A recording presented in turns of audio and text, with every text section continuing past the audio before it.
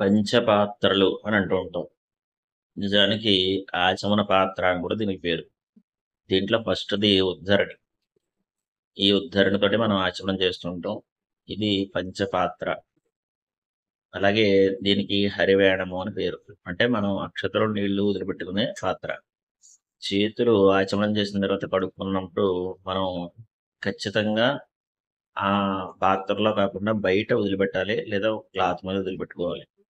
అలాగే పంచపాత్రలు మనం ఏర్పాటు చేసుకున్నప్పుడు వేరే పాత్ర కూడా మనం దగ్గర పెట్టుకోవాలి. దేవుడికి ఆ పాత్రని వాడడానికి ప్రయత్నం చేయాలి. ఆచమన పాత్ర దేవుడికి పనిచేయదు. ఇది కేవలం ఆచమనానికే. ఉద్ధరణ కూడా మినపగింజంత మునిగేంత. అందులో మినపగింజ వేస్తే మునిగేంత ఉండాలి. ఇక రెండవది దీపారాధన. ఈ కుందులు 5, 6 ఇలా డిజైన్స్ ఉన్నప్పటికీ కూడా ఒక కుందికి ఒక ఒత్తి మాత్రమే వెయ్యాలి. ఒక ఒత్తి అంటే అది 3 ఒత్తులు కలయిక అయి ఉండాలి. సాజ్యం త్రివర్తి సంయుక్తం వహ్నినా యోజితం ప్రియం అని.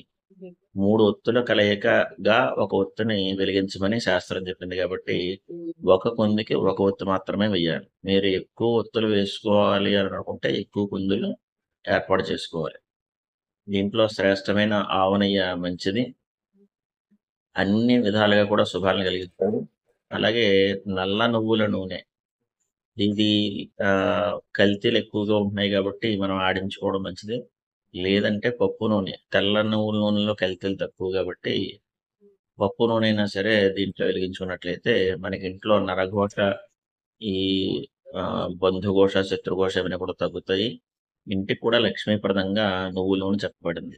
ఈ విధంగా మనం ఆచమనం చేసే పాత్రల్ని, దీపారాధనల్ని ఏర్పాటు చేసుకుంటే ఆ భగవంతుడి యొక్క అనుగ్రహాన్ని పొందడంలో భాగంగా మన ఇంట్లో ఖచ్చితంగా ఇవన్నీ కూడా ఉండాలి.